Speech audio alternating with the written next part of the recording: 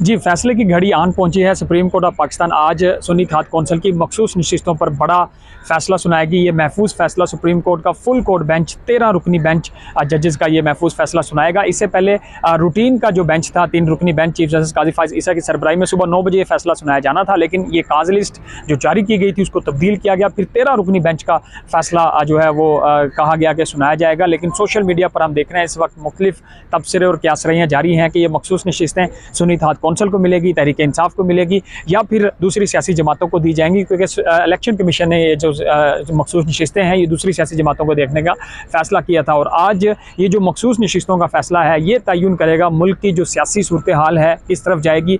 इस वक्त हम देख रहे हैं कि सुप्रीम कोर्ट ऑफ पाकिस्तान में जो वकला हैं उनकी आमद का सिलसिला शुरू हो गया है। सहाफ़ियों की एक कसीर तादाद यहाँ पहुँचना शुरू हो गई है। 12 बजे सुप्रीम कोर्ट का 13 रुकनी बेंच ये महफूज फैसला सुनाएगा। इस हवाले से हमने देखा कि चूँकि 22 घंटे से ज़ायद की समातें हुई हैं और इसमें 9 घंटे जजेस के रिमार्क्स हुए और मुख्तलिफ तरह से जजेस की बॉडी लैंग्वेज से लोगों ने अंदाज़ा लगाया कि ये फ़ैसला किस तरफ जाएगा। अब मुख्तलिफ लोग मुख्तलिफ अंदाज़े लगा रहे हैं कि ये फ़ैसला 6-5 से आएगा, 6-7 से आएगा या 8-5 से आएगा। लेकिन कुछ सहाफ़ियों ने इसके ऊपर जो है अपनी राय दी है, अपनी इन्फॉर्मेशन की बेस पे उन्होंने कहा है कि ये जो फ़ैसला है सुन्नी खात कौंसिल को जाता हुआ दिखाई देता है। लेकिन चूँकि चीफ जस्टिस काजी फाइज ईसा की सरबराही में फुल कोर्ट जब ये फ़ैसला सुनाएगा उससे कबल कुछ भी कहना कबल अज़ वक्त है।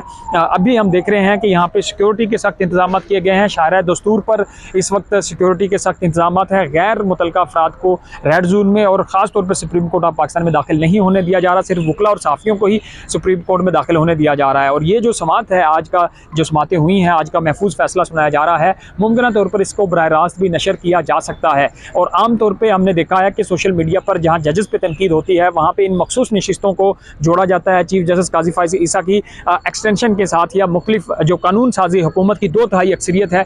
ये इंतहाई अहम होगा कि अगर मखसूस नशिस्तें दूसरी सियासी जमातों को मिल जाती हैं तो फिर हुकूमती 2/3 अक्सरियत भी होगी, उनके कानून साजी में मदद भी मिलेगी और तमाम चीज़ें हो जाएंगी। और अगर ये मखसूस नशिस्तें सुन्नी खात कौंसिल या तहरीक इंसाफ को चली जाती हैं तो यकीनन अपोजिशन का इत्तेहाद मजबूत होगा और हुकूमत के लिए काफ़ी ज़्यादा मुश्किलात खड़ी हो जाएंगी।